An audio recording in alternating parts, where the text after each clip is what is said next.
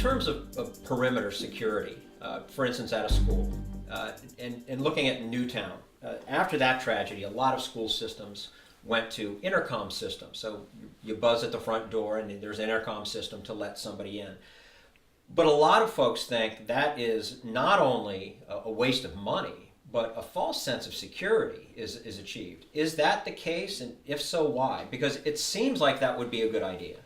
I mean, we think it has its place. It's part of a security, layered security and overall security plan.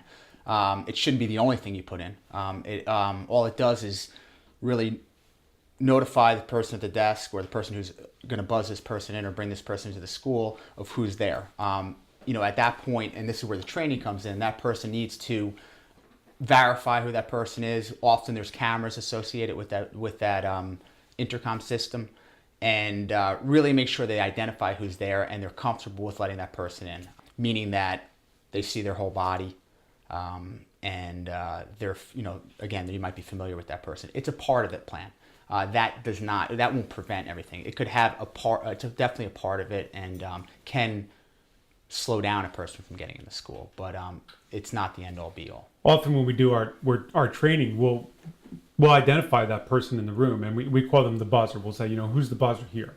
And we'll identify them, and we'll say, we understand how difficult this is on you. I mean, sometimes they don't get any training at all other than how to work the equipment.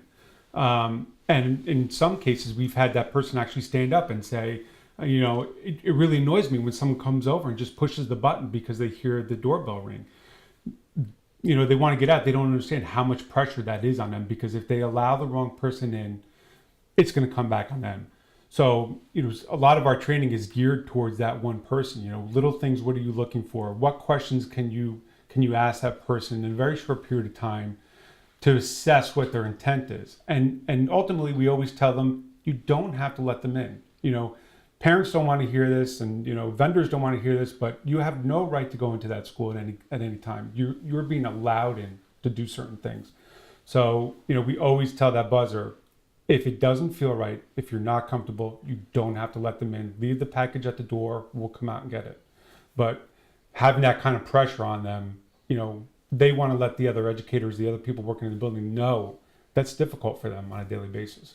Well, Kevin, you brought up the point that if you see somebody on video, and if you don't see their whole body, it's a former student.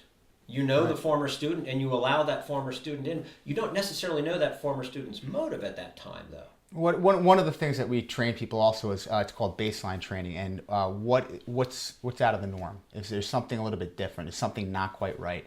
And we tell them, trust your gut instinct.